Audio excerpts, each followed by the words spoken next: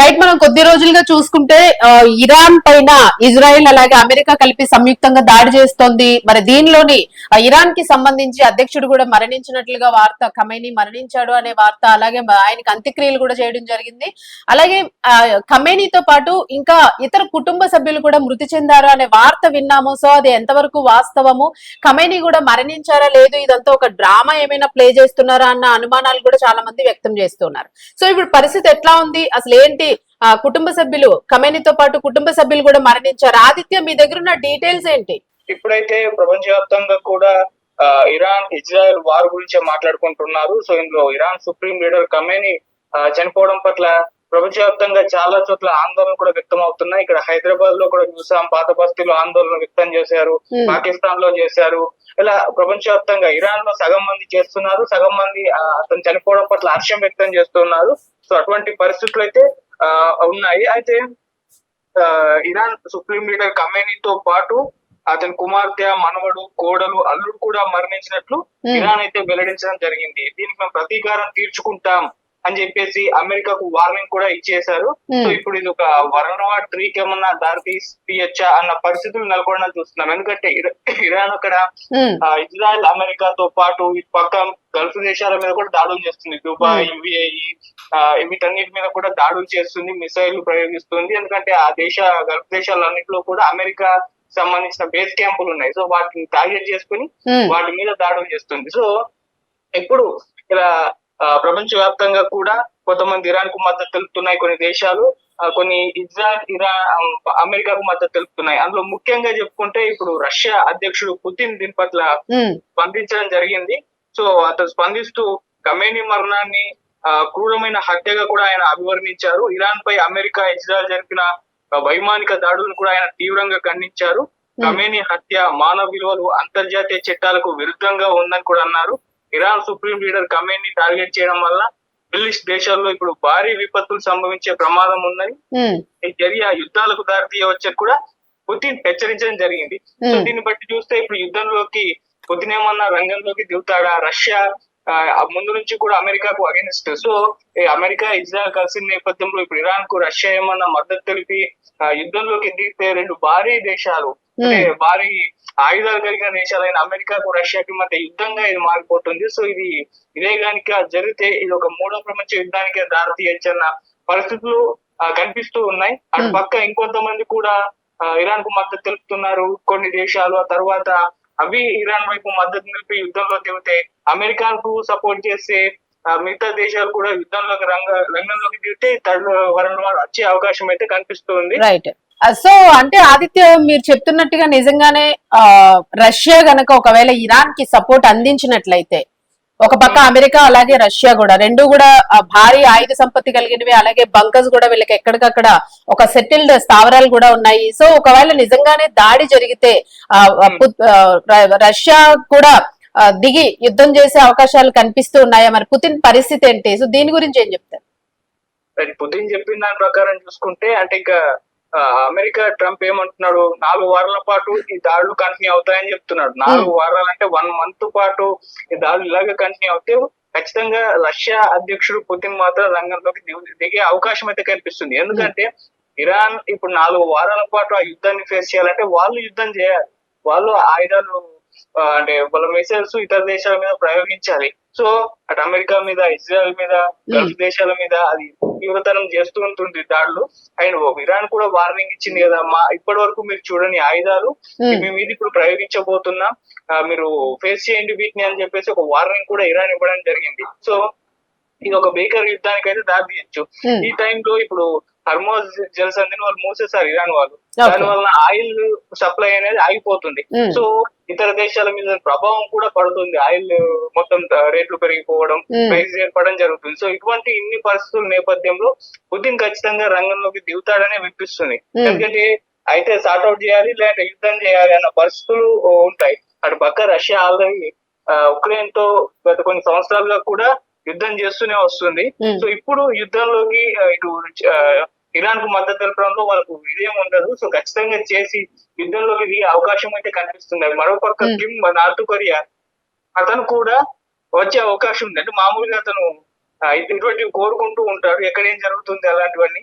So అతను కూడా రంగంలోకి దిగే అవకాశం ఉందని, అతను కూడా ఇరాన్ కు మద్దతు తెలిపే ఛాన్సెస్ ఉన్నాయని కూడా చెప్తూ ఉన్నారు. సో వీళ్ళు కనుక యుద్ధంలోకి దిగితే కంపల్సరీగా థర్డ్ వరల్డ్ వార్ వచ్చే అవకాశం అయితే కనిపిస్తుంది. ఆ తర్వాత చైనా పాత్ర ఏంటో చూడాలి. చైనా ఒక పక్కన అమెరికాకు వ్యతిరేకంగా కనిపించిన పాకిస్తాన్ కు సపోర్ట్ గా ఉంటుంది, పాకిస్తాన్ ఏమో అమెరికాకు ఫుల్ మద్దతు ఉంటుంది. సో అటువంటి పరిస్థితుల్లో ఉన్న నేపథ్యంలో చైనా పాత్ర ఏంటో తెలియదు.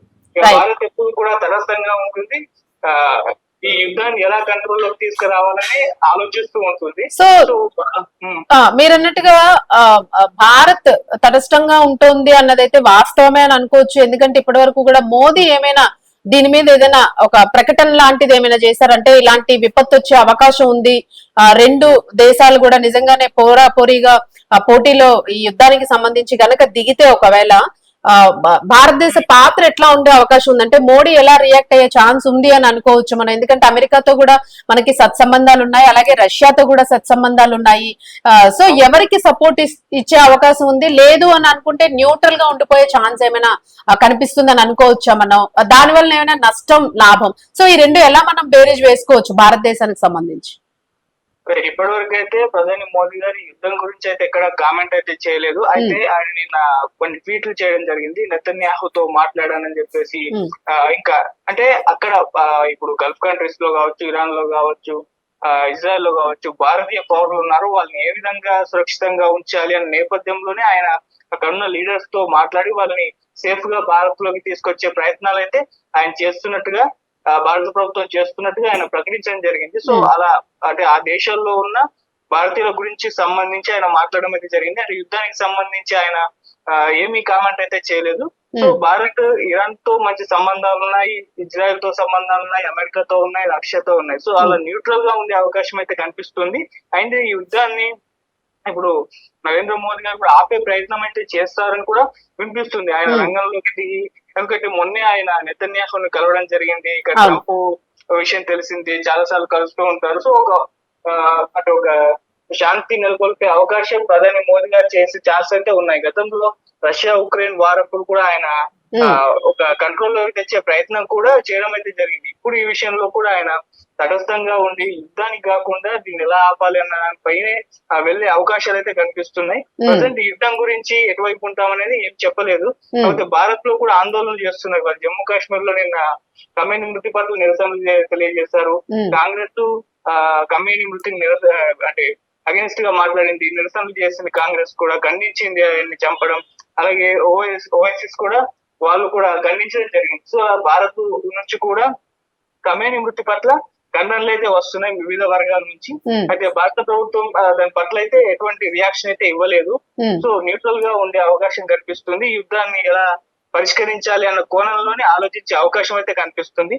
మరి చూడాలి, రష్యా కిమ్ము వీళ్ళంతా దిగక ముందే యుద్ధం షార్ట్అవుట్ అవుతుందా, లేకుంటే 4 వారాలు కంటిన్యూ అయ్యి ఏమన్నా మూడో ప్రపంచ యుద్ధానికి దారి తీయొచ్చు అనేది చూడాల్సిన అవసరం అయితే ఉంది, ఏం జరిగే ఛాన్స్ ఉందో. Right thank you Aditya, thanks for update. So right, ఇది ప్రస్తుతానికి ఇజ్రాయెల్ అండ్ ఇరాన్ ఈ యుద్ధానికి సంబంధించి అమెరికా మనం సపోర్ట్ ఇస్తోంది అని అనుకున్నాము. బట్ ఇప్పుడు ఏంటంటే అమెరికా ట్రంప్ మాత్రమే ఇక్కడ కొంచెం కాస్త క్రిటికల్ గా కనిపిస్తున్న పర్సన్. ఎందుకంటే ఇప్పుడు భారతదేశానికి అయితే మాత్రం ఇతర దేశాలతోనే సత్సంబంధాలు బాగానే ఉన్నాయి. అంటే లైక్ మనం రష్యాని తీసుకున్నా, అమెరికన్ తీసుకున్నా, ఇజ్రాయెల్ ని తీసుకున్నా, ఇరాన్ ని తీసుకున్నా, చైనాని తీసుకున్నా, దేన్ని తీసుకున్నా కూడా తటస్థంగానే అంటే న్యూట్రల్ గానే ఉంటూ ఉంది భారతదేశము. బట్ అన్ని దేశాల్లో కూడా భారతదేశానికి సంబంధించిన సంతతి అక్కడ ఉంటూ ఉన్నది కాబట్టి సో వాళ్ళ రక్షణ సంబంధించి కూడా భారత ప్రధానమంత్రి నరేంద్ర మోదీ గారు కూడా ఒక న్యూట్రల్ డెసిషన్ తీసుకుని న్యూట్రల్ గానే ఆయన స్టెప్స్ వేస్తున్నారు అనేది అయితే ఇక్కడ మనకి క్లియర్ కట్ గా అర్థమవుతుంది. అయితే ఇప్పుడు ఈ వార్ అనేది మాత్రము ఎక్కడ కూడా తగ్గి ఆగినట్టుగా కనిపించడం లేదు. ఖమేని మృతి తరువాత కూడా ఇది కంటిన్యూ అవుతూనే ఉంది. ఛాలెంజెస్ గానీ శపథాలు గానీ పెరుగుతూనే ఉన్నాయి. కక్ష సాధింపు అనేది కూడా పెరుగుతూ వస్తూ ఉంది.